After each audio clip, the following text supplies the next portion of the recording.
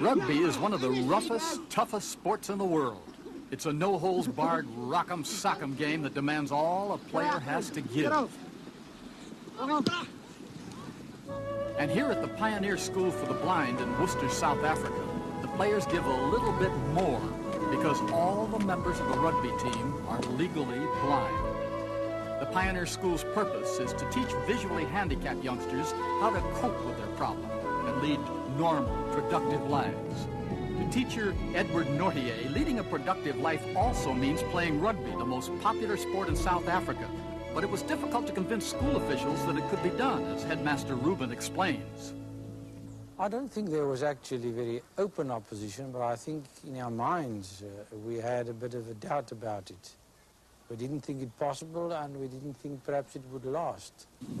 Winning approval is one thing. Winning a game proved to be something else. 7 of the players are totally blind. Some have partial sight but can only see stationary objects. And the best-sighted player on the team can only see a distance of 6 yards.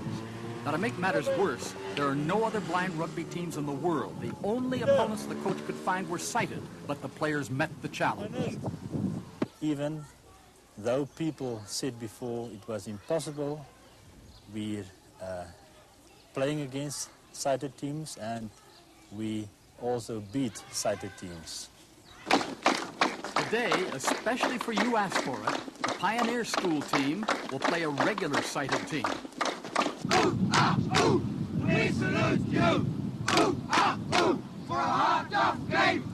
Ooh, ah, ooh, Pioneers! And there's the kickoff. Rugby is a lot like American football, only rougher.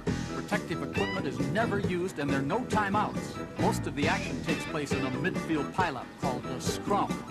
The object is to get the ball out of the scrum and down the field for a goal. Now, in a pileup like this, sight isn't as important as a good pair of legs, strength, stamina, courage. The only concession the blind players have is that they play with a yellow ball. Yellow is the color the visually handicapped see best. Teamwork is also important, star player Franz Tillard explains. The whole of our team talks.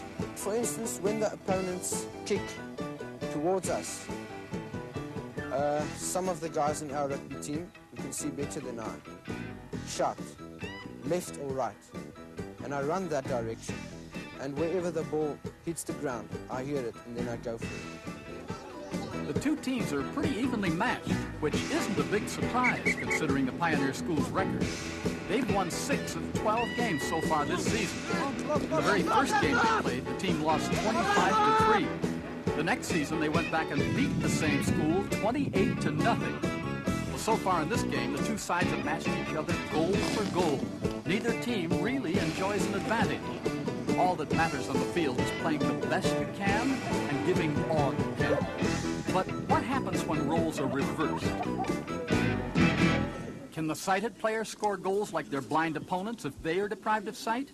Well, as an experiment, You Asked For It blindfolded the sighted team. Well, that changed things quite a bit.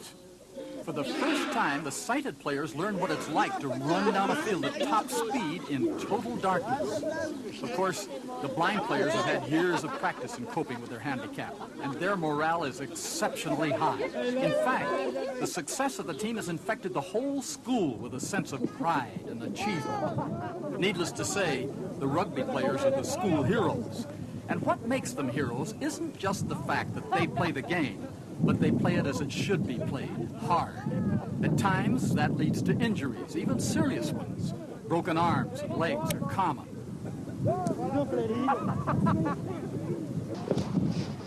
A brief timeout, a moment of pain, but the game goes on. Is this game too rough for blind youngsters? Well, the boys at Pioneer School don't think so. After all, this is what they asked for.